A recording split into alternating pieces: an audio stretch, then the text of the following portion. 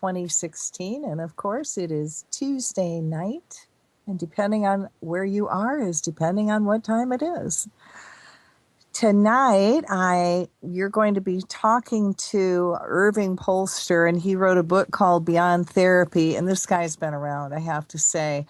And before I give you my interpretation of what I think the book is about, I'm going to let Erving tell you himself. The second hour, we're going to do a little bit tribute to the unions, especially with yesterday being Labor Day. And we're going to talk a little bit more on Pokemon. Sinister, or is it innocent? Yeah, we're talking about that tonight. Have you been keeping up with the pipeline protest in North Dakota? Well, it certainly is heating up, guys, and they definitely could use some support.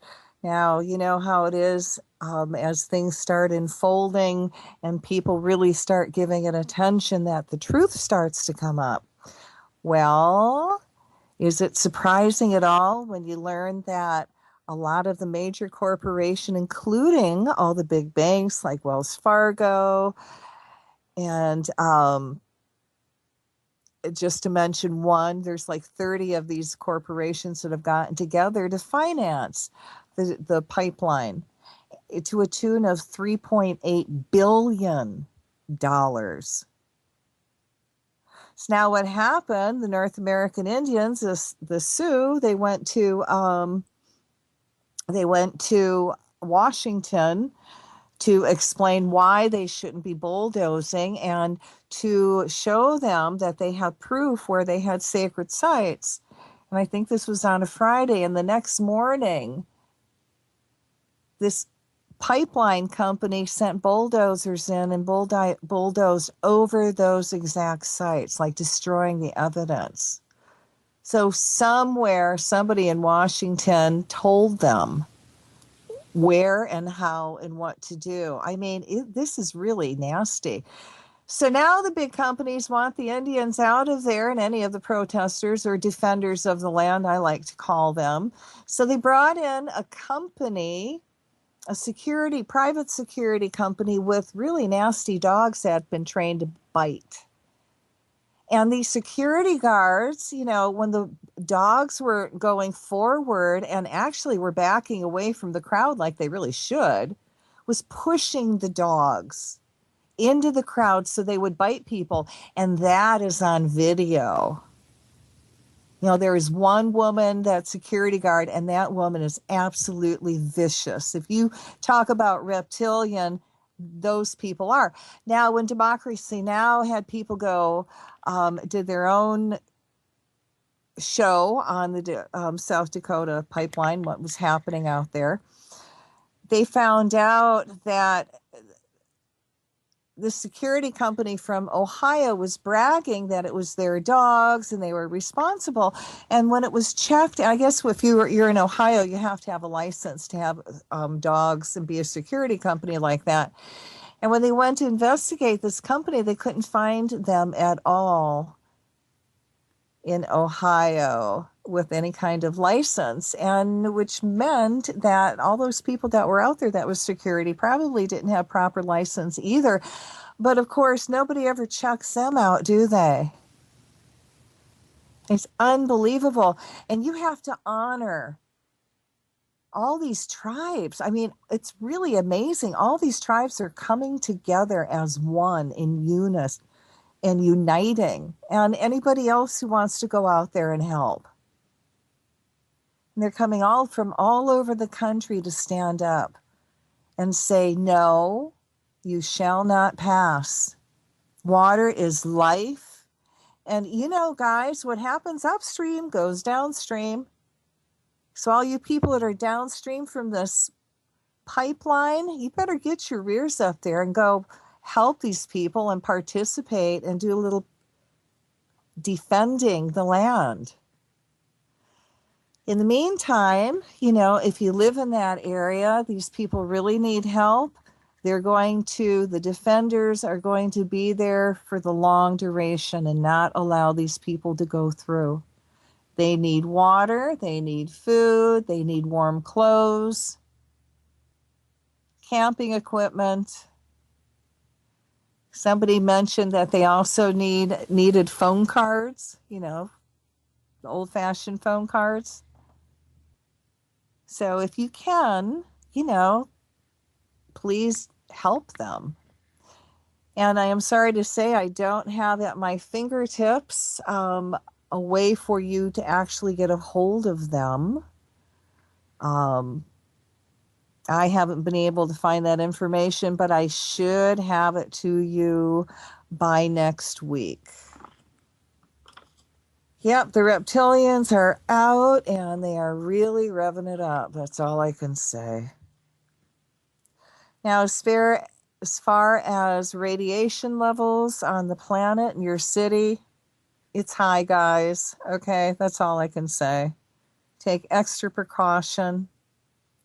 If you can put any energy into the World Enlightenment Movement on the September 22nd, we're going for another quantum leap. Let's shoot for the gold this time. So you can check us out at enlightenmentmovement2016.shutterfly.com. That's enlightenmentmovement2016.shutterfly.com. And all we're asking people to do on that day is just chant, may divine enlightenment descend around everyone now. May divine enlightenment awaken within everyone now. May divine enlightenment descend around everyone now. May divine enlightenment awaken within everyone now. Come on, chant it with me. May divine enlightenment descend around everyone now. May divine enlightenment awaken within everyone now. May divine enlightenment descend around everyone now. May divine enlightenment awaken within everyone now. Can you feel that energy just kind of come down around you and you feel a little bit lighter, maybe a little bit happier, a little bit reconnected to the Creator? Because that is what's going to help us quantum leap the world into enlightenment. What can I say? I'm just kind of waiting for Erving to give us a call, and it should be anytime. And he's got this really interesting book called Beyond Therapy, and it's igniting life-focused community movements. And like I said, he's Gestalt psychology, group psychotherapy, and social psychology.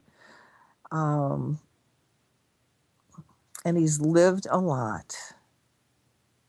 He's also is the director of the Gestalt Training Center in San Diego and the author of Gestalt Therapy Integrated.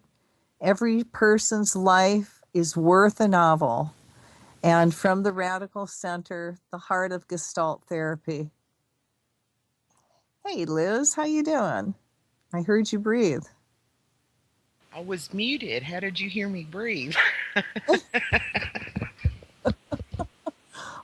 Well, I'm just going to assume you breathed and okay. And you felt it. I heard it. It was, or there's somebody who's breathing online. You really need to mute your microphone person.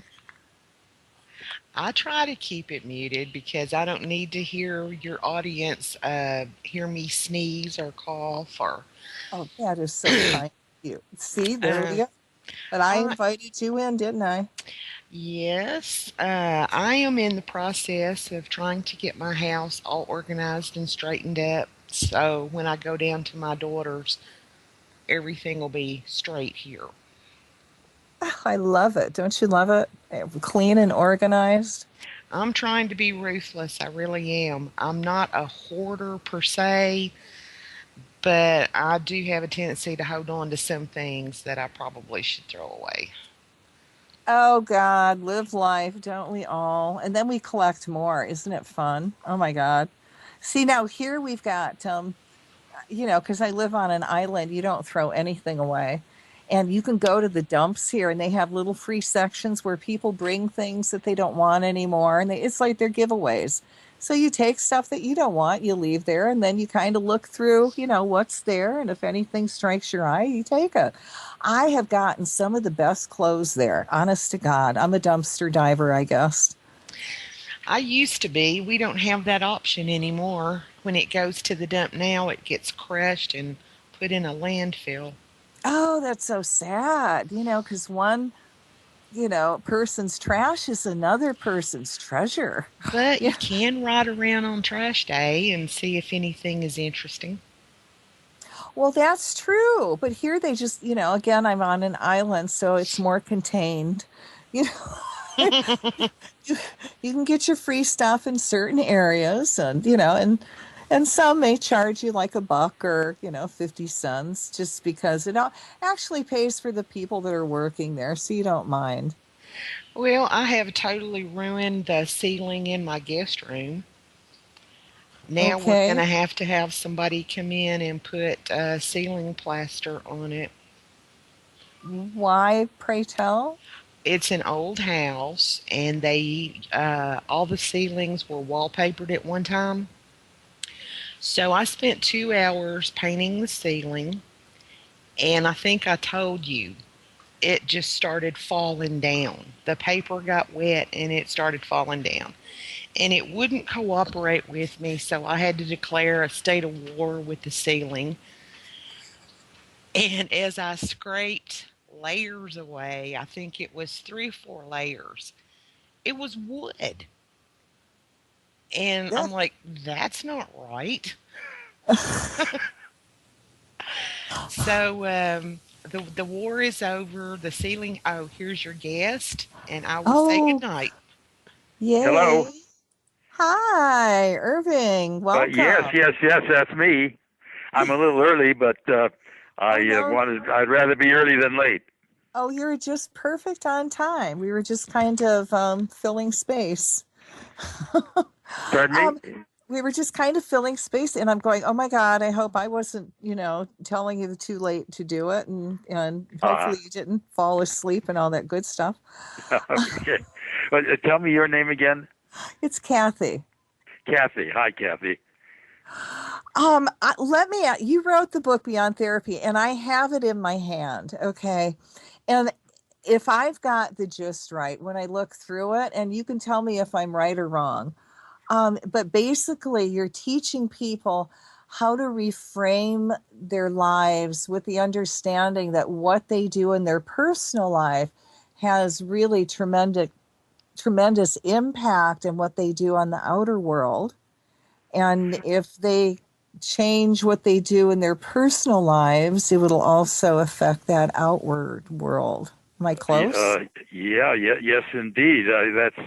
That's of course the premise of psychotherapy. And are we on? Are we on the radio now? We are on the radio. Okay, all right. All right. Well, that's the premise of psychotherapy, and it was originally Freud was a major innovator of it, though there were other people involved. But he discovered that what you just now described, the concept of paying attention to how you lived your life, could be instrumental in solving some acute psychological problems. People in misery could, by revisiting their lives and getting new perspectives on how they were living it and what affected them, might discover new ways of behaving now and improve their lives.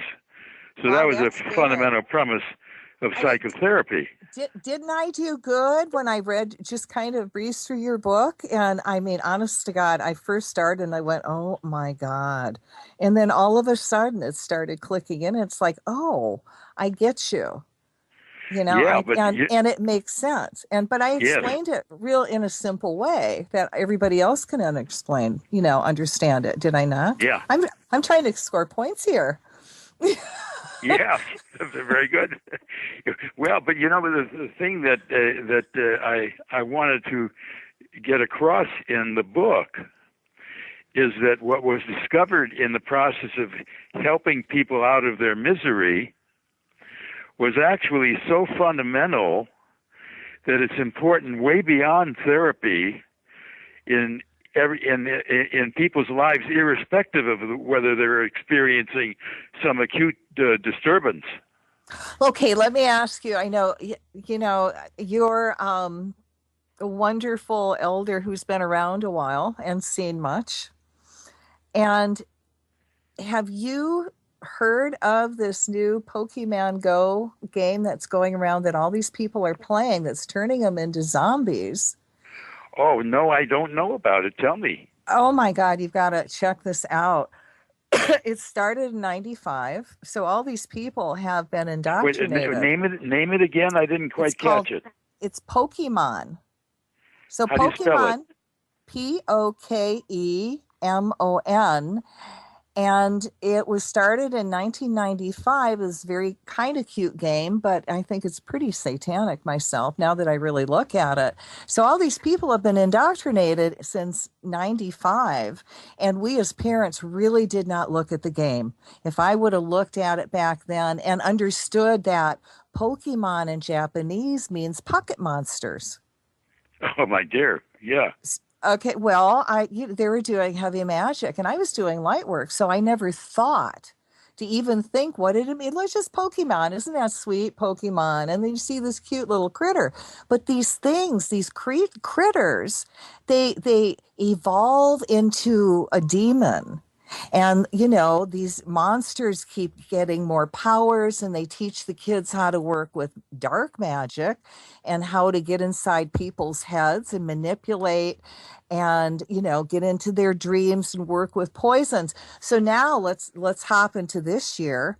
So now people are going, it's a virtual reality game, kind of like. So they go around with their phones, and, you're going to see with your eyes maybe a building, but through your phone, there's going to be a little creature there. And then I don't know what you do. You snap onto it, you catch it, or whatever. But what got my attention was when the president of Japan got together with this company that created Pokemon, and they want to put Pokemon monsters at Fukushima Prefecture in a radiated zone. In a what zone? A radiated zone. They want to put it at Fukushima. This is where the nuclear accident has been going on for Yeah. 5 years, but they want to draw more tourists. So, I mean, that's sick and twisted. Yes. So this started getting me to really look at the game, and people are getting killed because they're only paying attention to their phone. So they're walking into traffic, they're being mugged, they're being lured into areas and, getting mugged and robbed, and, all kinds of really nasty things are happening, and they're going, "Oh, but in order to play the game, the people have got to walk." Well, let them get out and walk anyway with that and be conscious. So, you've got, to me, all these people all over the world manifesting demons because, to them, it's real. I'm not familiar with the game you're talking about, but it sounds pretty horrible. Well, the CIA funded it. Well, what I'm aware of as you describe it is that it's a good wind that blows no ill. And so there's something of the importance of people having a vehicle for their life focus, for paying attention to life, that's so exciting that it's vulnerable to going off track. And I think it's important that the field of psychotherapy takes seriously their own contribution to the what I would think of as the more positive aspects of life focus than what you're describing in this Tokuman. I agree. And it's like, how do you get, and they literally call these people zombies because they're, they don't pay attention to anything but their phones. Well, it's something about finding the lowest common denominator if there's not the kind of guidance that raises people into what is in their best interests. Yeah, well, true. But then again, they've been indoctrinated with this game since 1995. And, we let our children play it because we didn't realize how dark it was. At least I didn't. I feel really guilty because I let my kids play it, but at least they grew out Yeah, of it, yeah, yeah. Well, there's a lot of that going on. I am not up to date on some of these technologically advanced things. I'm 94 years old, and I don't pay a lot of attention to things like that.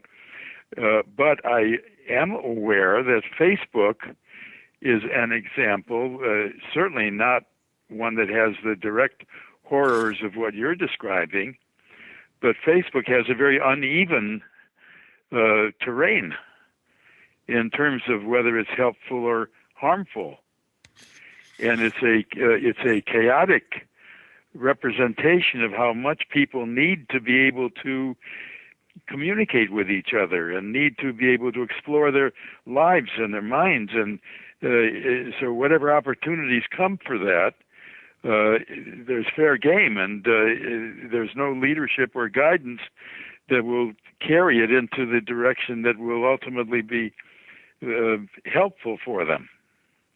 Do you know what I mean? Well, there's a lot of predators on it. And, I agree it can be used for good or not. And I'm on Facebook, but I put a lot of my energy work on there, giving people a different perspective instead of buying into what's happening. Let's reframe it and put our energies into a different use and Well, manifest something different. I assume that you represent guidance in the use of Facebook. Oh, I never thought about it that way, but yeah, I do. Thank you. Yes. People need guidance. One of the things that was discovered in psychotherapy is that people need some form of orientation and guidance in how to live their lives. I don't mean that you give all the details of exactly how to live your life, but people need. Life is so complex that there has to be some source of guidance about which direction it will go, or it may go in very negative directions, it may go in very positive directions, but without the guidance, it's hard to tell which way it's going to go. Well, even then, all you can do is put out the work and hope for the best. But I like to think it's helping people remember what they've forgotten. Well, that's true. That's true. That's true. One of the things that I've written about in my book is the fact that people are flooded with experience. I mean, things are happening all the time. Every day you have 86,000 some seconds, and there's something going on all the time. Well, people have a natural way of selecting from all that's going on about what is useful for them, what's interesting, and much enters into them, which they pay little attention to. But in that process of trying to incorporate everything that's always going on in our lives, you know what I mean, everything going on, like you wake up in the morning and the telephone is ringing, or the baby's crying, or the eggs got hard, or whatever is happening. There's so much going on that it's hard to organize it all, and much of it gets fed into the background of our minds. And what I would think of as a place that's hidden but accessible, and we need some form of inspiration that will tap into all of these hidden parts of our experience and that's done with the evoking stories about our lives. And the telling of the stories of our lives is a way of revisiting those experiences which have not had sufficient attention in the beginning, and get some consolidation and some liveliness and some vitality in the telling of the stories to the people that we're joined with, our friends, our family, our business associates, the people we meet in stores, and every place we go, there are opportunities to deal with that. Did something happen to our phone connection? Nope. Oh, Why are okay. you getting static? No, I thought I heard something beep, and then there was a kind of a silence. Anyway, you get what I'm saying? I do. And basically, if I'm understanding you right, it's, we need people. We're not meant to We be alone. certainly do. We certainly do, yes. But we need people in a way that is going to serve the community well, and not be some corruption of what people need. If there was some kind of, oh God, I can't even think of the word. I hate it when I go brain dead. Um, oh gosh. Yeah, I can't think of it. Oh my God. It just doesn't happen often. Something that you would help somebody with by giving them an example. Do you teach people to maybe get into meditation? How do you teach people to open Yeah. up to other people? Well, in my book, I do name a few different varieties of design that help to ignite people's minds into telling each other what matters to them and exploring their lives.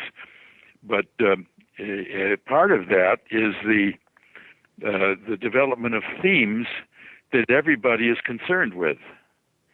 And so that let's take, for example, if you had a theme in a particular session, and I'm talking about the formation of congregations of people who, for whom the design of these meetings would include exploring certain themes. So let's say, for example, that you want to explore the theme of home, and you start out with some music about home to get people in the mode of caring about the concept of home. And then they break up into small groups of 3 or 4 and talk to each other about what home means to them. So I think of one person who spoke about the fact that she met her husband, I don't remember now where it was in Europe, and they wanted to get married, and she said that if she came to America, one thing he would have to promise her is that she would always be free, that she would be buried back in her home rather than in America. Now, this view changed some over the years, but she still had some sense of home being where people knew her best, and that's where she wanted to be buried. Well, to tell somebody that story is an affirmation of something that is concernful to her, something she cares about, something that matters, and in telling it to others, it suddenly takes on an amplified form, that it begins to have more meaning, it begins to have more reality than it does when it's all in your own mind. And people tell each other their various visions of what home means to them. So there's something about, if you can get a theme for a congregation of people, and everybody in the group, these small groups of 3 or 4, let's say you have 100 people in the group, and you break up into groups of 3 or 4, and they're all talking about the same theme, there's something about the convergence of minds that honors the uniformity and the generality of the human experience, while at the same time evoking the individuality, that each person has a different view of the theme. You get what I mean? I absolutely. Do you think, can you imagine, while you're saying that, how cool it would be to do that and have the theme on world enlightenment? Yes, that would be. Wouldn't that just be awesome? And have all these people, really thinking about the concept, which is, by the way, I'm working on. We really need, to change the world. I mean, oh, would you ever consider doing anything like that? Yeah. Huh? Well, I do that. Though that's what these groups are But about. Now, I on haven't world used that theme enlightenment, exactly, though I do yes. remember one group that I had where the inspirational music was Joan Baez's "Imagine." Uh-huh. Do you know that song? Oh, absolutely. Yes. Ever. Well, just imagine that, hearing that song, imagine in a group of 100 or 200 people, and then being in a group of 3 or 4 people, and then you tell each other what the song evoked in you. Right. But with the thing being world enlightenment. That's This right. is something that needs to be out there. We That's need right. people to think about That's right. this. That's right. What we have this, what we have not recognized in psychotherapy, which is oriented toward correcting misery, is that paying attention is actually enchanting. The enlightenment is a native human need that is very exciting. Naturally, Oh, it's built into absolutely. people, just like sex is built in, or eating, or walking, or talking. It is, but you have the other side that's doing everything they can to make sure everybody is disassociated from the creator. And to me, quantum leaping and world enlightenment means everybody is reconnected to the creator. And when they are a spiritually awakened being, they know better. And all this stuff on the world stops. It's like putting the 100th monkey theory into action, right? Yeah, but when you're talking about the creator, you're talking about God, right? Yes. Yes. Well, God is a very wide and important concept for people to have, but it's not the only way to look at enlightenment. And so I would include the concept of God in the enlightenment, but I think it goes beyond that concept. And enlightenment may be related to God or may not be related to God. Well, Either you way have is to be, well, valuable. true, Pardon me? but to me, um, to reconnect to the creator, the source, whatever, means you have that spark of divinity back in your soul. You can become an awakened spiritual being. Yes. And I found that when people are, they know better. They know better to hurt or harm. And when people are disconnected, that's when they get angry, they get jealous, they do really bad things. Yes, indeed. Do you know that many religious groups nowadays have what they call um, relational groups?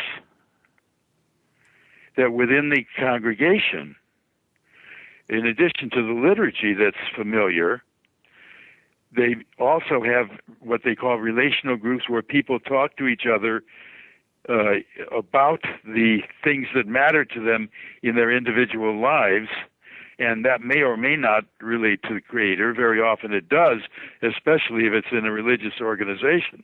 But I must say to you that one of the things that I am aware of is that psychotherapy is a parallel to religion in the sense of orienting and guiding people in how they live. And it may or may not be related to the sense of God. I'm not discounting Well, the importance of that sense of God. I'm only saying that for many people, there are other forms of discovering what their lives are about. oh, absolutely. And you don't have to. I'm just saying that once a person is connected, then they have their own spiritual experience. Yes, And then that's it right. goes on from there, but you got to be connected first, because I don't care what you want to call God. If you're not, then you're not going to go there because you don't Yes, have that spark back in you. And once you yes, got it, then you go in your direction and you be awesome. Go yes, beyond your potential. yes, absolutely. I Oh, it's been I fun want. talking to you. Where are we in relation to our timing? We have about 15 minutes Uh huh. to go. Okay. Uh-huh. Yes. Yes. So yeah, it reminds me of neuro-linguistic program also. But what you were talking about is you are helping people reframe a negative into a positive. And that's putting light into a situation. And that's to me just another aspect of the divine because you're Well, I agree that we do that, but I want to say that it's important to know that in addition to reframing a negative into a positive, it's seeing the positive in life originally. It's not only transforming the negative into the positive, it's incorporating the positive as a fundamental of life. So if, for example, let's say if you're in a meditation group and you deal with breathing, that's not turning a negative into a positive. The breathing is positive. It's being able to attend to the breathing, being able to transpose the breathing into the right kind of action, the right kind of awareness, the right kind of intention that gives it a kind of substance. And what I think of that as a basically positive thing. And I think one of the important things about religion is that you can engage in religion without thinking there's something wrong with you. Whereas if you go to psychotherapy, the implication is there's something wrong with you. And I object to that implication. and I like you for that. I mean, I did Okay. read that, and I have to say, I just went, wow, okay, all right, and it makes me feel good to hear you say that Yeah. because I think you're spot on. Yes, I've done psychotherapy for so many years. I've gone back as far as 1946 in doing it. So I've been at it a long time. I don't do it anymore because I'm retired from that. But in all the years that I've done therapy, most of the people I've worked with have wanted to be doing what they were doing. They could hardly wait to get to their therapy session. They were disappointed if they couldn't have it. That's not true of everybody, of course. But it's probably a surprise, it would be a surprise to many people to realize that the process of looking at your life is an enchanting process. It's not just a problem-solving process. It's a process of exercising a native quality of the mind that's so basic that it's as basic as eating. Yeah, but people have forgotten, Well, that's that. right. So you're That's helping they them have. remember the basics, Yes. and it's not, you make it fun, and it's the words you use, Irving. Okay, it's magical, it's transforming. You don't you I In the beginning of the show, I told people, I go, well, he wrote this book. And I think I'm going to let him explain it to you because I'm not sure if I got it down right. Okay, but I did. Okay, I did. Yeah. Yeah. Um, Yeah. Yeah. so it's amazing. So if people, you've got life focused community movements. What does that mean? Well, it means what I'm trying to describe is that there is already a huge movement within our society of people paying attention to how they live their lives. Now, one of the best known forms of it is the mindfulness programs of many forms. I can't describe them all right here at the moment, but there's a huge number of people who engage in meditation, who engage in mindfulness programs. There are people who, you think in terms of Alcoholics Anonymous is a kind of life-focused program that has preceded the ones I'm talking about. The relational groups in religion. There are groups in organizations that are intending to make the bottom line be not so compelling that it cuts out people living well while they're working. And there are many Now, organizations. What do you mean by that? I mean that there are groups and organizations that try to show how people can be good to each other while doing their best work in the organization. Instead of competing with each other, cutting each other's throats, not caring about each other except for specific purposes, there's a kind of humane quality of relationship at work, in your work Wow. situation, being kind to each other, helping each other. There And are all that's kinds of ways of, yes. well, we need that in Hawaii because I've noticed in a lot of the businesses here, you bring somebody new in town, and boy, do people get immediately threatened, and they try to undermine them. Yeah, well, It's that's right. I mean, that's a very pernicious phenomenon. But there are groups that are trying to overcome that temptation. So there are many kinds of groups. So if you talk about the life focus movement, what I'm describing is a huge number of people who are already engaged, and you've described some of it in what you've already said. Engaged in trying to understand what life is about. That's more and more apparent in our society, and I think it's a function of the evolution of our minds into trying to understand life as well as just living it. So how can they get your book? Amazon is a good place to get it. Then it's called Beyond Therapy. Beyond Therapy, yes, that's the basic name, and the subtitle is Igniting Life Focus Community Groups. By Erving Polster. Right on. So are you part of Facebook? Pardon me? Are you part of the Facebook crowd? Oh, no, I don't use it, but I'm aware of Facebook as a fundamental statement about how much people need each other and need to communicate with each other. And unfortunately, the format doesn't assure good results, even though some of the results are quite good. Well, that's true, because you never know who you're talking to. That's for There's some darn sure. terrible experiences on Facebook. Oh, God, yeah. But that does not change the fact that the basic urge to talk to each other is fundamental to human beings. That's true. That's true. You know, Then what I'm proposing is the formation of congregations of people that are geared toward principles that originally were formed within psychotherapy circles, but which apply to everybody. Example.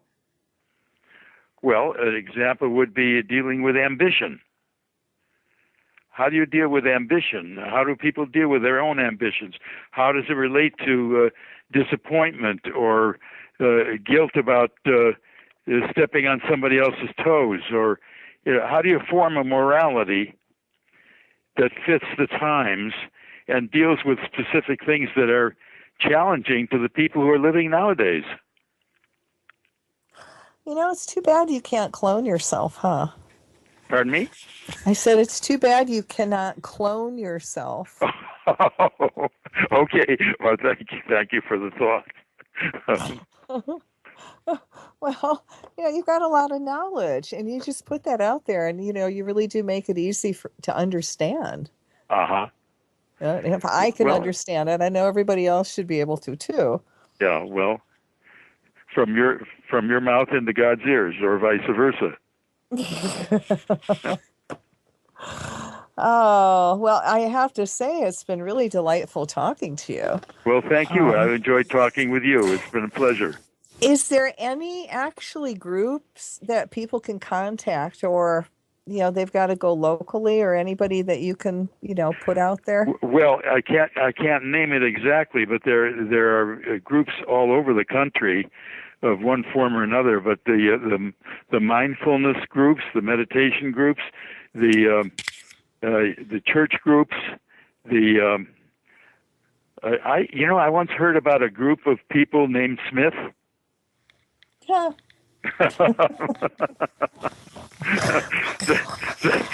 People can get together for all kinds of reasons. I think it would be good in residential homes for older folks. I think it would be good for bereavement groups. Wherever bereavement is, there are certain groups that, like if you take hospice, for example, to form groups like this coming out of hospice where people need to come together and have some sense of what life is about, given that a loved one has died. I agree with you on that. I don't think not only do we talk about death, and it's not ever, people are not at their best. That's for darn sure. And, nobody talks about it. So nobody says, you can do this, you can treat them like this, you can help them actually leave, and this is what you're going to experience. It's okay to go through this. It's Yeah, just not done in our society. yeah, yeah. It's hard. It's hard. And so It's hard people if just get it's hard if you angry. see if you have a group of people who are accustomed to being together over a lengthy period of time, it becomes much easier to deal with almost anything.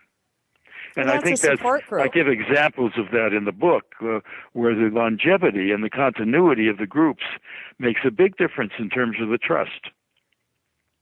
Oh, I agree. Yeah, that's absolutely true. There are also some compassion, they call them compassion groups that are formed out of Stanford University, and there are a couple of them in San Diego as well that I know about. And what are those compassion Well, groups? they deal with the concept of compassion. They talk to each other about forms of compassion, the barriers to compassion, the inspiration of compassion, the rewards of compassion, the many aspects of compassion as they affect their lives. That's just a very narrow slot of emotion, but it's a very worthy exploration. But the groups Oh, I'm proposing, yeah, that should go into schools. that's a what? That should go into schools where Well, students should schools be, are another place. Schools are talking another about, place. Absolutely, compassion and, being kind and what it means to be bullied. And absolutely, absolutely. Schools are a good place for it. well, we definitely, we still have 5 minutes left. So, what would you like to say in that 5 minutes? Well, you just thank you for the conversation, and I'm glad to have had the opportunity to speak to you and the folks who are listening. That was too easy. You can't drag that out. I said 5 minutes. Oh, 5 minutes. Oh, okay, all right. Well, I just want Did to you say think I that said 5 seconds? No. I just want to say that I think that what we're talking about, these life-focused community groups of one form or another, that one of the important things about them is that they be formed with continuity rather than just for a single purpose for a specific small number of meetings. That they have one of the big offerings of religion is that it goes on forever. Hmm. So you don't have to you can go into a religious congregation and leave it. You can go every day, or you can go every week, or every year if you go at Christmas time or such. You can do it as you wish, but the organization is there permanently. And there's something about that permanence that gives people a feeling of trust, that they can develop their minds over time, and they can influence the process. And I think that in this new form, there would also be some new forms of morality, where people would discover new ways of thinking about how to exercise kindness in life, how to exercise inspiration, how to deal with teaching people new ways of living. There are many aspects of how we live our lives that are too complicated to get across in a short number of meetings, and they deserve a lifetime of experience. So if you take religious groups, not only are there a lifetime of experiences, but there are some things which get repeated over and over again. So they're not said just one time. They're said over and over, and people begin to assimilate them and begin to feel them as a part of themselves, and they feel as though they belong someplace. I remember when I was doing therapy in my private practice, and if I were working with a depressed person, I would be doing all I could do. But if they told me that they had a religious group to go to and that they would attend that, it relieved me greatly to know that they were getting a place to go to where people cared about them, even though I could not offer that at the time because I did not have that to offer. The psychotherapy people don't have such groups. I have to say that I think people were very lucky to have you as a counselor. Well, thank you very much. You're welcome. Yes. I really, and I don't say that oftenly about people that are into, psychotherapy and psychology. Usually they don't know what they talk about, and they, put people in the wrong direction. And I have to say, I really like and I appreciate what you do.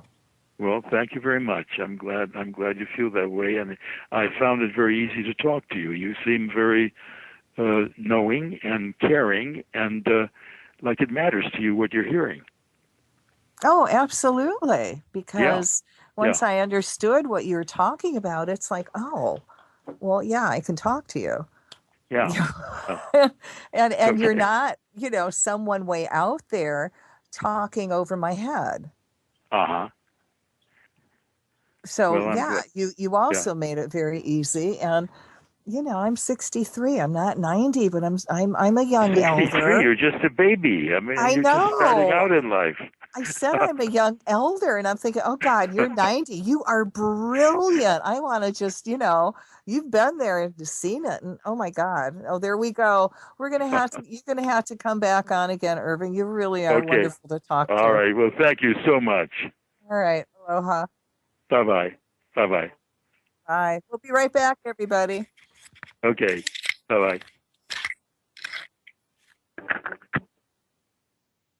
Well, aloha, everybody. Welcome back to the Quantum Leap Let Light Unite show with Cathy Bilsky, your spiritual warrior goddess. Oof. No, I'm not drinking beer. I'm releasing some energy I took on for somebody today.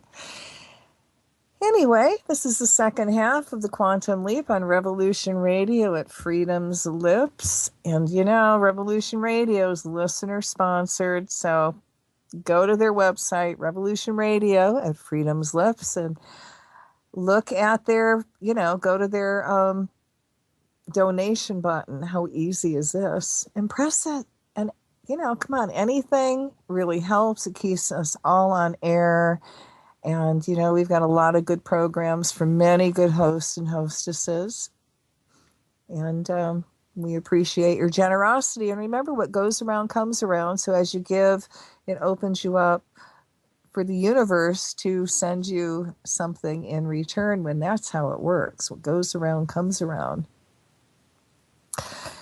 And if you want to find out more about me, you can go to my website at www.angellightome.com, where I've got a lot of my healing tools, a couple of books there, and the curse removal's on there. If you look under free healing, you can download that for free. I have a lot of shows on YouTube, I was thinking of. And I've got 2 channels, one under Revolution Radio, and please subscribe, would you? That would be really awesome. And then it really gets out there. All the shows can get out there more. So if that would be awesome if you could subscribe to my YouTube channel on Revolution Radio, Quantum Leap with Cathy Bilsky. Help me and the station grow. And then you can also find me on Facebook and Google+, LinkedIn, Twitter, all that fun stuff. And of course, we've got the website, World Enlightenment website. And we also have a World Enlightenment page on Facebook that you can join, please. And just reminding everybody, we're going to have an event on September 22nd, which is change of the season. So it's a very high energy day. And really do what we can to shift the planet as high we can into enlightenment.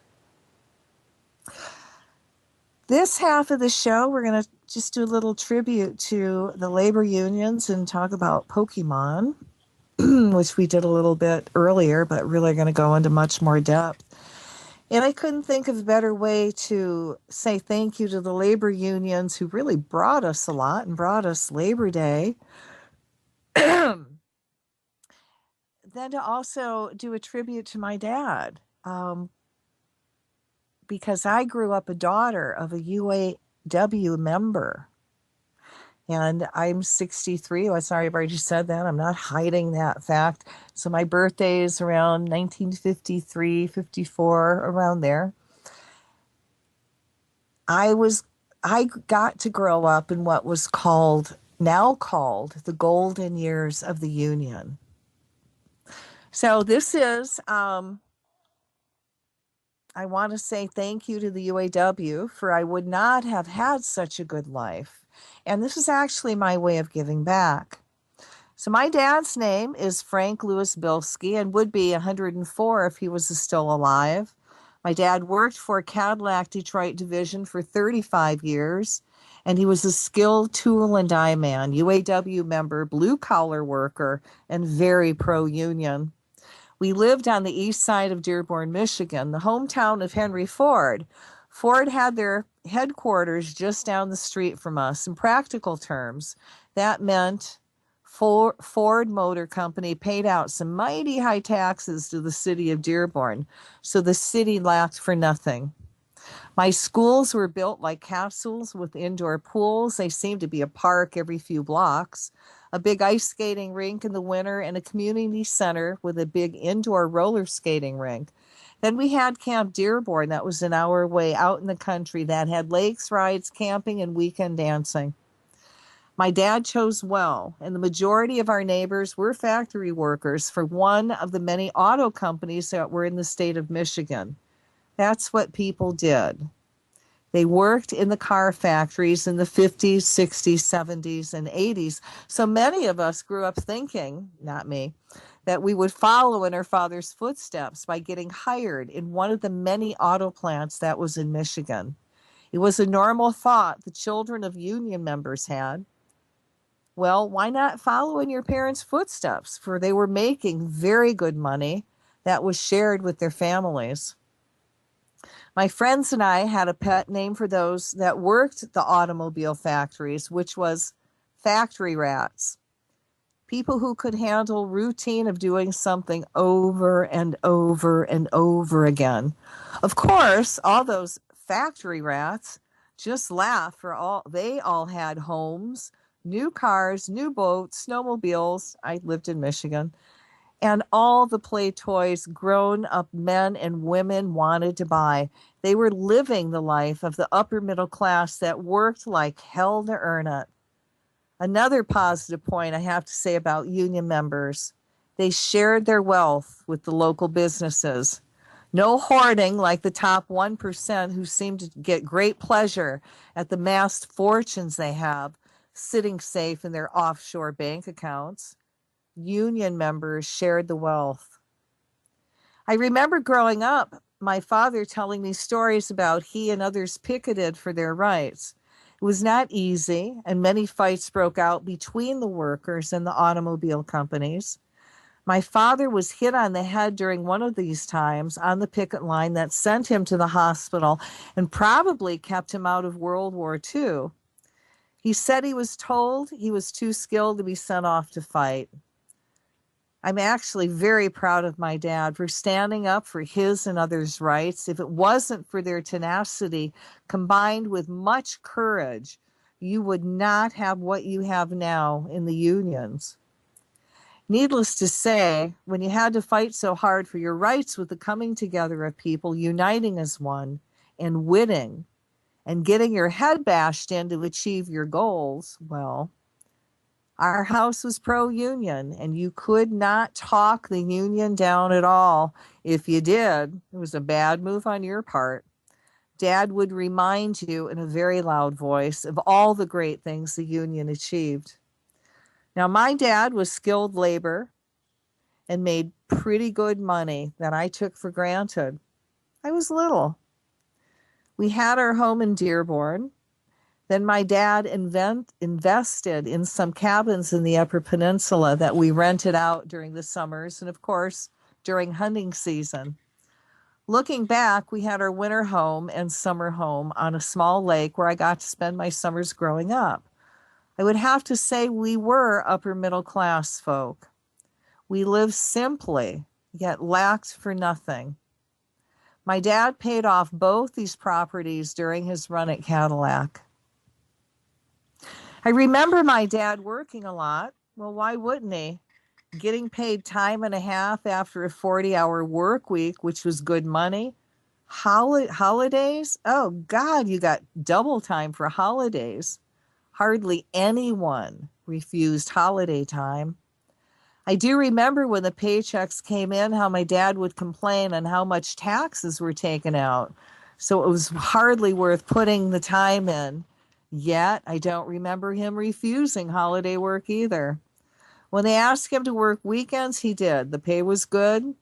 When you are paid well, you don't mind putting in extra hours. Back then, you were rewarded for your work. The strong union was responsible for that. Back then, my dad worked so much that I think the auto layoffs were a little welcome, as long as they didn't go on for too long. Everyone complained, but then had time in their lives to go hunt and fish. If it went on for too long, everyone was counting their pennies, waiting for the factories to start back up, calling everyone back to work. Strikes and layoffs were just a part of our lives, and strikes were a pain in the ass. I can only imagine the stress the strikers went through. While the strike was going on, the beers in the house flowed freely as people got together to play cards to keep busy, listening to the news. Strike talk was the only conversation in the house as everyone was on edge, waiting for it to be over soon. However, everyone knew it meant that they would get a raise of some kind. The union bargainers were exceptionally brilliant and successful. They knew how to win against the big three auto companies. I do remember a few UAW strikes that seemed to go on for many weeks, and with many of Dad's factory friends wondering how they would make it through. Then, like after a very bad storm, the sun comes out, the new contracts are signed, people go back to work, and all goes back to normal. I remember my dad did have a lot of vacation time, which he worked hard for doing the midnight shifts. I asked him why he liked the midnight shifts, for it was hard to sleep during the day with all the day noises happening, barking dogs, yelling kids, normal neighborhood stuff. My dad answered that the midnight shift was much easier, for you saw very few bosses. Oh, and it was easier to sneak out that special tool he made or a part that was needed for some new project of his. How, you ask? In his toolbox, or wrapped up in a newspaper. Then he simply walked out to the car. Things were pretty lax back then. I never did say my dad was a perfect angel, now did I? Now let's get back to talking about vacation time. If it wasn't for the bargaining power of unions, my dad would have not gotten hunting season off. Yet, yes, he was an avid hunter and fisherman.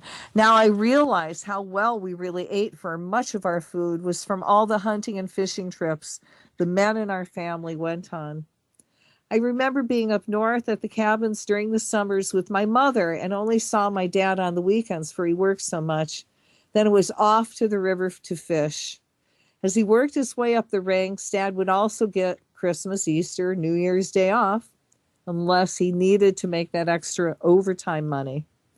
The longer my dad worked for Cadillac, the better his benefits got. The family had health care, for it seemed like someone was always going to the doctor for anything and everything. When you had a good medical and dental with a small deductible, you could afford to see the doctor and dentist and get the eye care you needed, all taken care of and paid through the unions. Awesome contracts that included family health care. You also had paid sick leave that you could use up or accumulate. How many times were sick days used to go snowmobiling in the Upper Peninsula at the cabins? If my memory serves me, a lot. Factory work was far from easy, and I would see my dad down that highball, and if you don't know what that is, it's whiskey and 7-Up, right after he got home after the midnight shift to relax and calm his nerves. People weren't pot smokers back then, so drinking was the thing to do. This was normal in my house. By the time noon came around, Dad had probably downed 2, 3, maybe highballs to get him to go to sleep. He would sleep his 8 hours and get up to go to work that midnight shift as the cycle started again. As I said, factory work was intense. Dad finally retired from Cadillac Detroit Division after 35 years of service at the age of 62. I asked him why he was retiring early, for back then normal retirement was 65.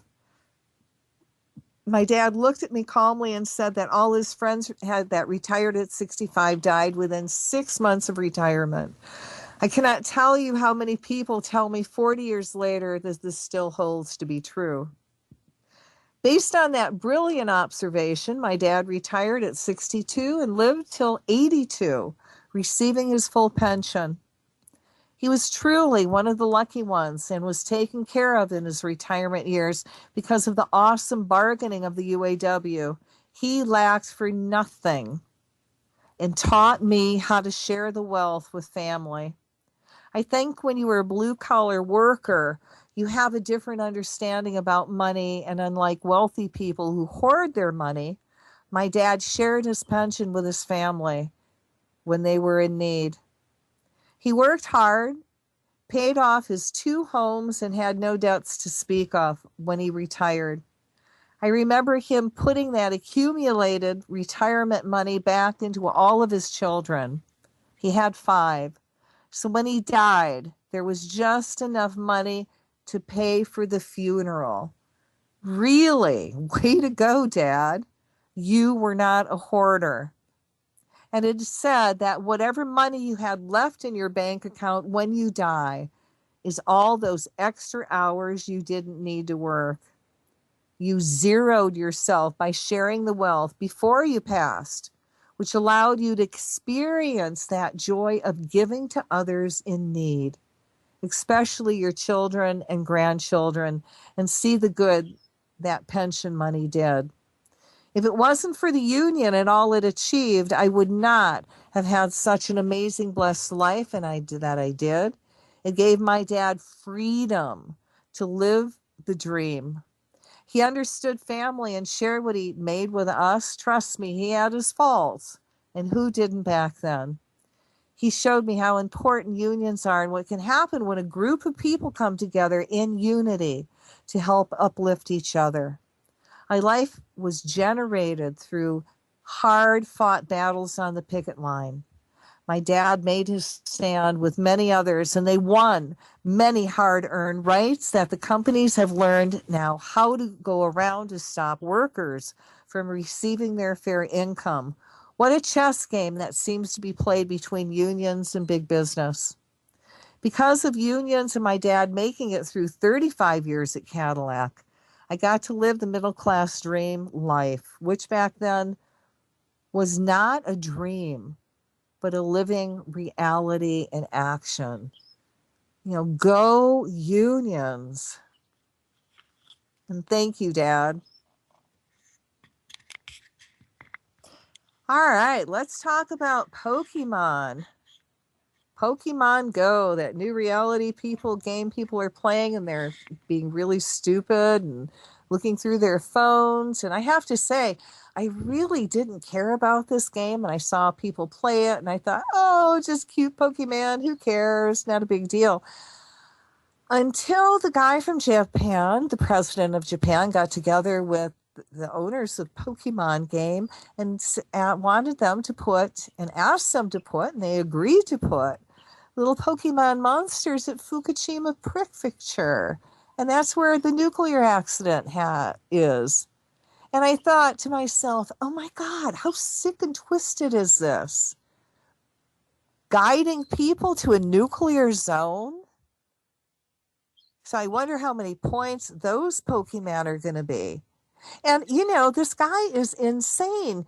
Instead of relocating the people that are, that lived around this area of Fukushima, he wants people to start coming back.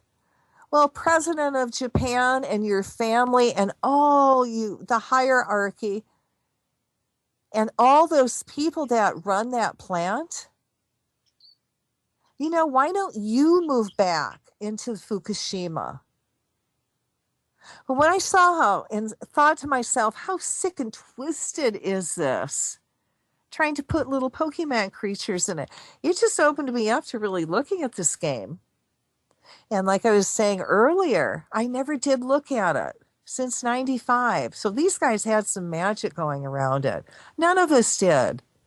Whoever thought about translating Japanese back then into English and going, oh, what does Pokemon mean? Oh, it means pocket monsters. Well, if I would have known that, I wouldn't have let my kids play the game. And trust me, I could have kept it away from them. I mean, this is a woman who didn't let their kids have cell phones until they were over 16 and really didn't get cell phones till they were 18. Yeah, what could I say? All right, well, so when I started checking into it, this is what I found. Is Pokemon dangerous? Potentially, yes, it is. It conditions the child who plays the game into accepting occult and evolutionary principles. Now, Haunter, which is part of the game, can hypnotize, eat a person's dream, and drain their energy. Abra reads minds. Kadabra emits negative energy that harms others.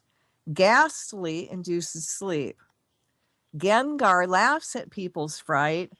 Nidoran uses poison. The psychic type of Pokemon are among the strongest in the game. Charmander, Haunter, Ivysaur, Kadabra, and many more evolve. And the children are taught to use these creatures to do their will by evoking colored energy cards, fights, and commands. And again, these things they evolve into demons, into monsters. Perhaps the most threatening of the psychic Pokemon are Abra and Kadabra and Alakazam. These names should sound familiar. They are classic incantations uttered by those who participate in witchcraft. Images of Kadabra even feature several symptoms associated with the occult, like a pentagram printed on its forehead and the unholy triple S motif on its stomach. Go look at this up, guys. It's right there in their books, staring you in the face. In some media, Kadabra even appears with its 3 fingers raised in a satanic salute. Now, a friend of mine asked her granddaughter, why does this creature have 3, his hand up like that? And in this salute, and she goes, because he only has 3 fingers. Yet if you put up those 3 fingers and the thumb, it's a satanic salute. How subtle. So what's more, these 3 sinister Pokemon evolve into one another by spontaneously changing physical forms. So among the 151 species Pokemon, 31 gain control by rage or fury, 21 gain control by slashing or stabbing, 12 are psychic, and 65 use psychic energy to dominate others. Pokemon encourages children to defeat their opponents through deception, psychic energy, and violence. The world of Pokemon wouldn't be beyond redemption if the people who inhabit it possessed morals, but this sadly is not the case. Gary, the childhood friend and rival of the main character, is mean, self-centered, and cruel. Team Rocket members, Jesse and James, are thieves, criminals, stuck up, and even cross-dress on occasion. Brock, a close friend and companion of the main character, constantly pursues women and can be described as sex-crazed. Now, do you want your children to follow this kind of crap? Of course not. Yet these moral lacking characters make appearances in nearly every game and episode of this really obviously evil franchise. Now, remember, this game started in 95 and it's gone up and evolved, keeping the same characters so you're familiar with it. And when people play it, they say it kind of brings them back to their childhood. And for that, I apologize, guys, because we as parents didn't get it, but I really believe because there was black magic around it, so we didn't see it. So now the creator of this game is Japanese, said, now there's two stories going out, and one story, which is the Christian version, and I have to say, it was quoted that this Japanese creator said that he created Pokemon in a Times Magazine article. Created Pokemon because it was Christian and went against everything his mother and father Christian values stood for. And I have to say, when I step back and look at the game and look how demonic is, I would go, wow, this can be true. However, I have to say, I could not pull out that reference. I couldn't find anywhere any proof of that. And I really looked, and it could have been taken out for all I know. Now, the other version is kind of the warm and fuzzy version that they're giving out, that the creator, the Japanese man, really was into bugs, and he would check out bugs all the time, and he was known as the Bug Man, and he just really wanted children to become more involved and enjoy the bugs like he did. Well, I got to ask you something. I wonder, and I haven't been to Japan, but do bugs in Japan morph into evil demons? I ask you. So, wanting kids to get into playing with bugs, I mean, come on. And then you're having them morph into evil demons. You're teaching children how to work with poison, with dark magic, because they're going out there unchecked, not knowing what the hell they're doing with energy, how much they potentially can hurt and harm people with this kind of magic. And they're going around all over the world manifesting demons, because in their minds, remember, thoughts are things, and they're looking through their phone. That monster is real to them. So yeah, y'all been indoctrinated since 95. So now there's another scandal around Pokemon, and it's about seizures. And this is one that's actually true. Now, aired in Japan in 1997, Pokemon episode Deno Senshi Porygon grabbed the Guinness World Record for most photosensitive epileptic seizures caused by a television show. 685 to be precise. Thankfully, all of the affected children recovered from the ordeal, but as a result, the episode has never been shown outside of Japan, where it caused a 4-month blackout of all Pokemon programming. Oh yeah, warm and fuzzy game. Now the Pokemon Pied Piper zombie apocalypse has begun. Hordes of middle-class, obedient sheep now stampede everywhere where puppet masters plant fictitious monsters. What you may not know yet is that the game was actually developed by a CIA-funded software front group for the purpose of using all the mobile device cameras of a brain-dead public to conduct what I call mass redundant surveillance of any area requiring immediate video documentation by the CIA or NSA. It's essentially a CIA spying machine pretending to be a game. To accomplish citizen-assisted spying, let me say that again, citizen-assisted spying. The game's puppet masters simply plop a virtual monster into any desired surveillance location, and hordes of totally brain-dead, apocalyptic zombie humans instantly converge on the scene, all pointing their mobile cameras at the virtual monsters so they can earn their virtual points. As this is happening, the video from selected players' cameras is being streamed to the CIA in real time, along with precise GPS coordinates of the players' locations. The more people the CIA wants to converge onto an area of interest, the higher the monster value they place at that location. As these photos show, when high-value monsters appear at such locations, hordes of Pokemon players rush to the scene via bicycles, taxis, automobiles, and even on foot, all pointing their cameras at the high-value target and upstreaming real-time video to the CIA. In effect, Pokemon Go is the CIA's ways of turning an obedient population of obedient zombie humans into inadvertent collectors of actionable, on-the-ground intelligence.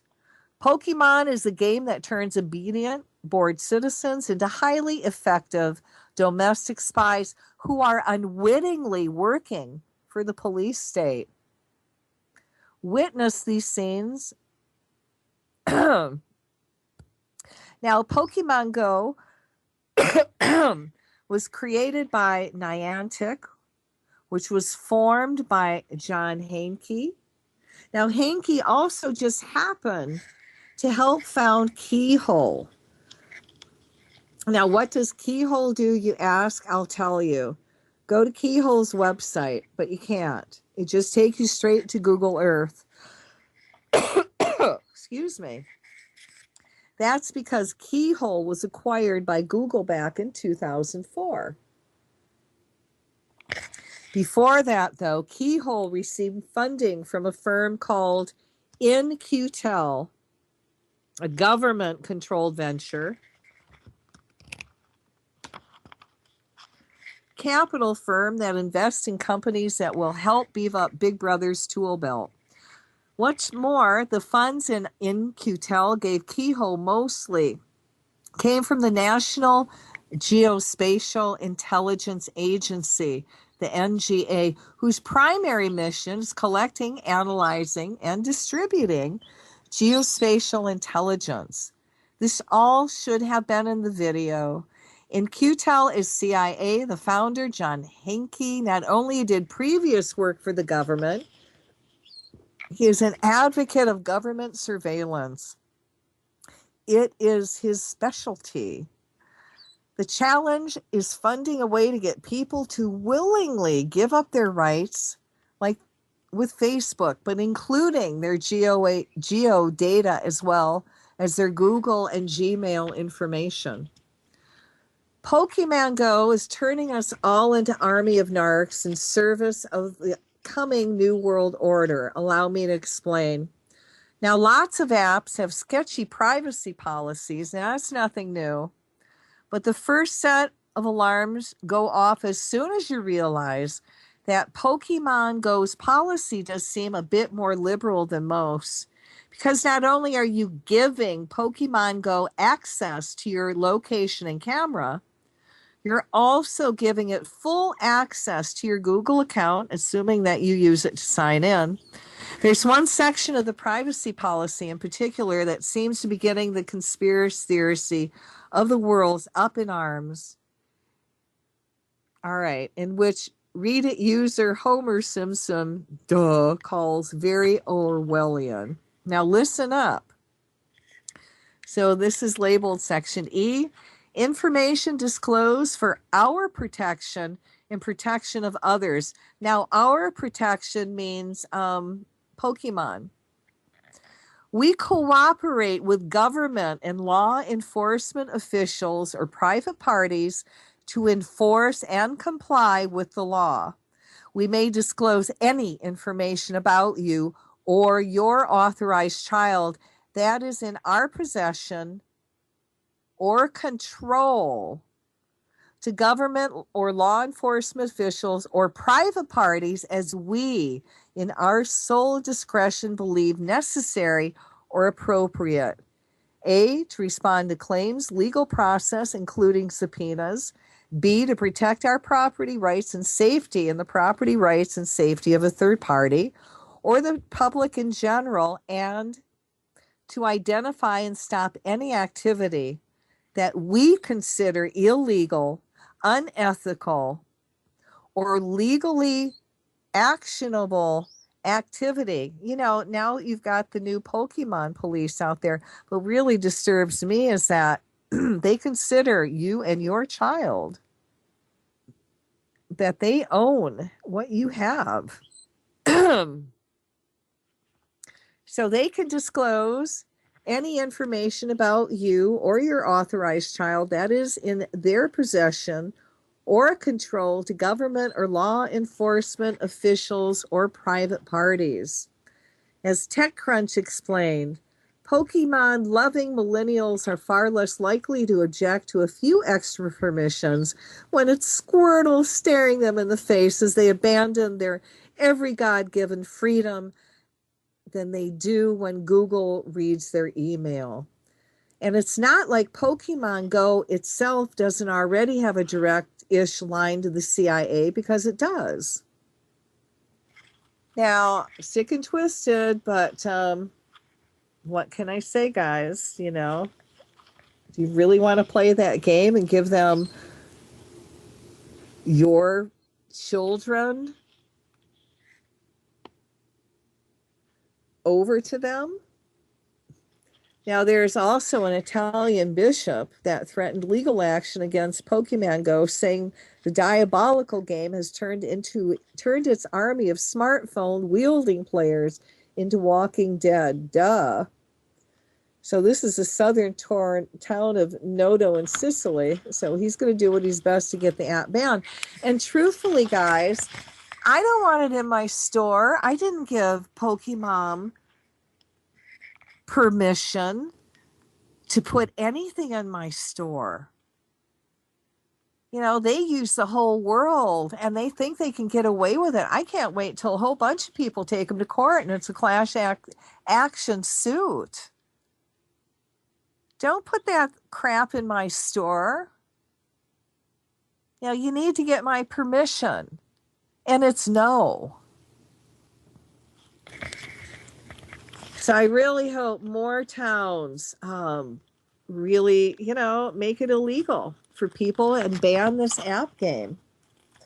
So now what can you do to preserve your legal rights against Pokemon Go? All right. Well, this is from someone who actually wrote about it, who's Canadian, eh? And who cares? It still is appropriate. So you need to listen. So the number of downloads for the augmented reality game were so high in Canada that they crashed the app servers. And if you haven't been paying attention, the introduction of this real-time in-public game has created concerns about trespass, robbery, and even murder.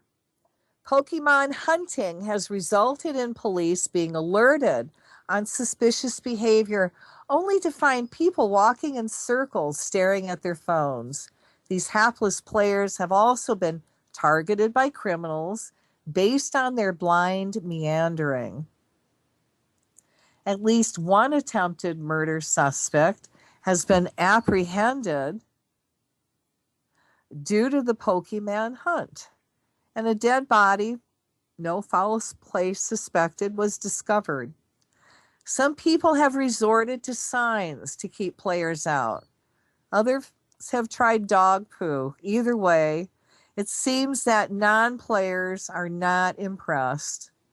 Some have capitalized on the phenomenon using lures to attract players. Uber drivers are specializing in Pokemon locations. Travel agencies are offering Pokemon tours, and independent entrepreneurs are selling Google Maps with important landmarks. There are even suggestions that it's a great way for us to reacquaint ourselves with our urban surroundings. It's unclear whether any of this interference by real property owners could give rise to claims of detenue or the right of Replevin to recover a Pikachu or a Mewtwo. Questions of attractive nuisances and occupiers' liabilities are likely to arise. Duh. Otherwise, secure premises unwittingly hosting a gym or Pokestop might be well informed to also download the app to take reasonable precautions to secure dangers and take additional members to keep visitors out. You do not want to download the app, all right? Don't do it. Although Toronto residents scoffed at recent attempts to ban walking while texting, the Pokemon Go phenomenon may give greater weight to the debate if there are actual injuries, which there are starting to pile up. Employees are being cautioned not to go hunting during work hours. More people are interested in Pokemon Go than they are going on dates. As its popularity is exceeding apps like Tinder, it's already affecting personal relationships, which some family lawyers may rejoice in. The greatest legal risks, though, may come from the game itself.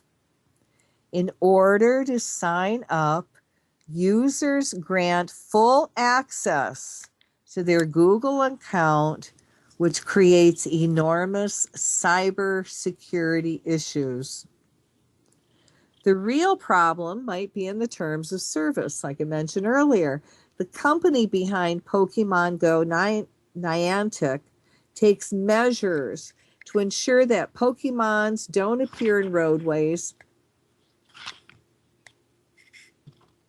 airport runways, or in bodies of water. And they provide users a form to report any inappropriate locations. However, if there is an inevitable lawsuit, Niantic is likely to rely on the TOS terms of service to rebuff any claims. When signing up, the user relieves Niantic of any liability and agrees to follow any domestic laws. The strongest component of these terms is the arbitration clause. Arbitration notice.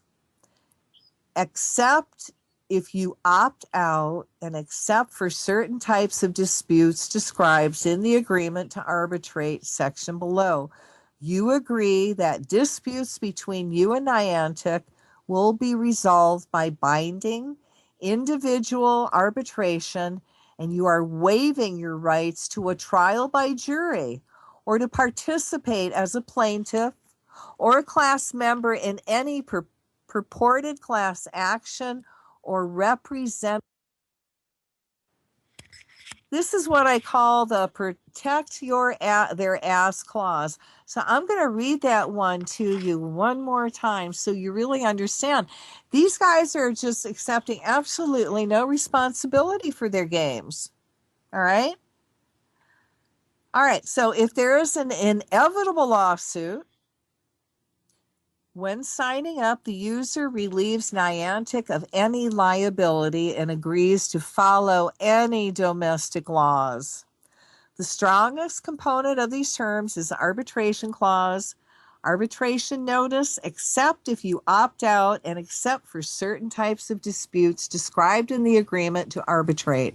Section below, you agree that disputes between you and Niantic will be resolved by binding individual arbitration, and you are waiving your rights to a trial by jury or to participate as a plaintiff or class member in any purported class action or representative proceeding.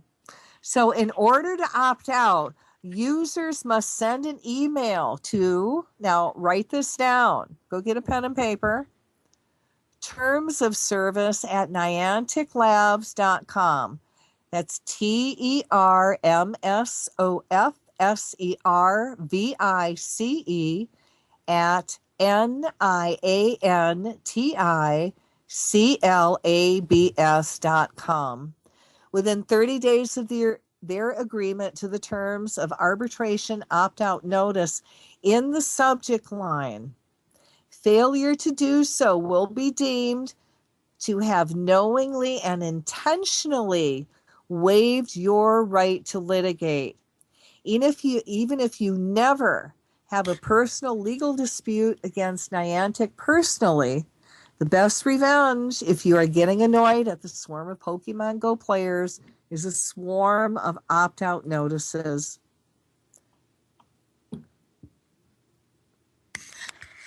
All right, now you want to pay attention to the accessing, modifying, and deleting your information, which is in the terms of service. Parents may request and obtain access to PII stored about their children who are under the age of 13 by contacting us at PokemonGo-privacy@nianticlabs.com. If you want us to modify or delete your or your authorized child's personal information and or your authorized child's account, or discontinue the provision of your or your child's personal information to third parties, please contact us at PokemonGo-privacy@nianticlabs.com with your request. We'll take steps to modify or delete your or your authorized child's information as soon as we can, unless otherwise permitted by applicable law. Please note, however, that some information may remain in archived backup copies for our records or as otherwise required by law. Keeping your information.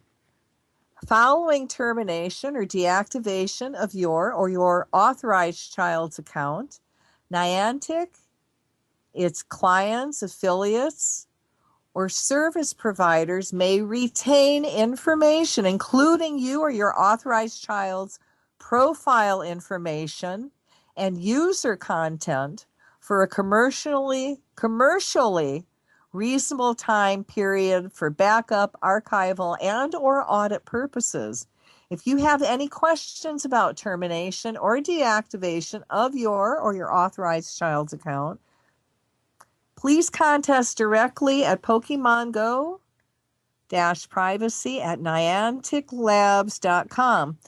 Now, this is the indemnity clause. You will indemnify and hold harmless Niantic, TPC, TPCI, and their respective officers, directors, employees, and agents from and against any claims, disputes, demands, liabilities, damages, losses, and costs and expenses, including without limitation reasonable legal and accounting fees arising out of or in any way connected with A, your access to or use of the services or content, B, your user content, or your violation of those terms. They're just saying they're not responsible for anything. You can go to a place, get mugged. Too bad. And I have to say, really looking at this game and looking at all the satanic symbols some of these character has, this was done with intent and purpose, guys. They just didn't put out a 3-fingered little creature who does dark magic on whim. They just didn't put the sign of Satan out there on whim, or the 666 on his chest on whim. That's subliminal messaging. That's indoctrinating people since 95. And you see these things on Pokemon, because you're used to playing the Pokemon game and you always thought it was cute and fun. You're used to, when you see the satanic symbols elsewhere, you just don't think of anything of it, do you? Why? Because it was in Pokemon and you grew up with it, so it's okay. And it's not okay. Now, if you like having all your information taken from you and losing all your rights and losing the rights of your child, play the game. Sign that app. Or you might want to get rid of the app and stop playing the game and do everything in your possible to get all that information out of there. Which they said, because you already signed the contract, that they can have forever. Or whatever's commercially long. What does that mean, commercially? Because to them, it's been since 95.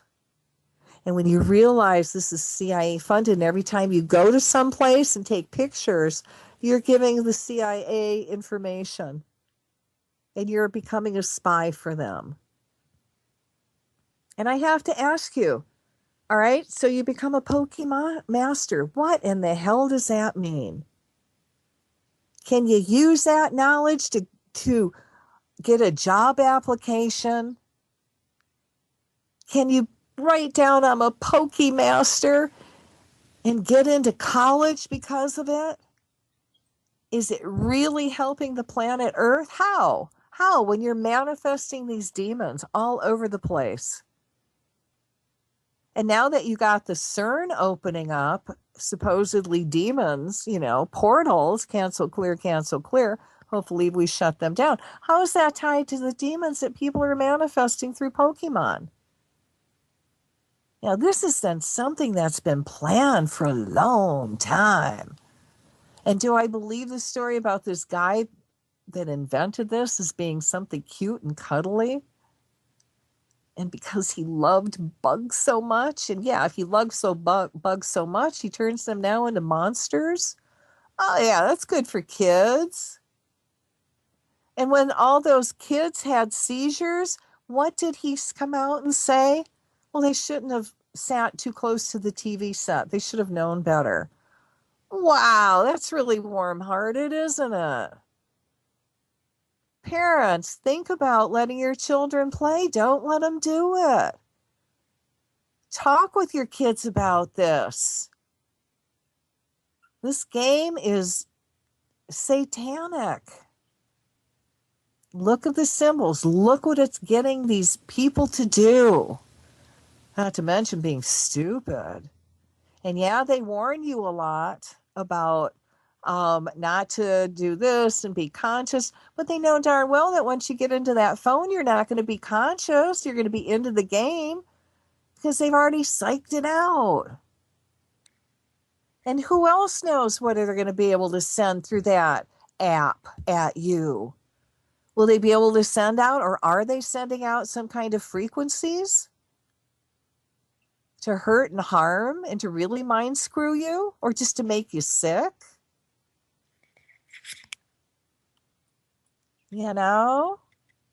Think, guys. Really pay attention to what your kids are doing. And I'm sorry to say it, I'm not bragging. I didn't when they were growing up, and I regret it. Be more conscious than I was. And I certainly didn't know back then what I know now. And I wouldn't let any child play this. And I do my best to make parents conscious of that, because if you don't, wow, the consequences are not pretty. So anyway, remember Mercury is in retrograde, and if it can go wrong, it will. Don't start anything new, any new projects. It's a time for completing things, finishing up old projects. Don't get upset if things have a tendency to break down. And do random acts of kindness. All right. Aloha.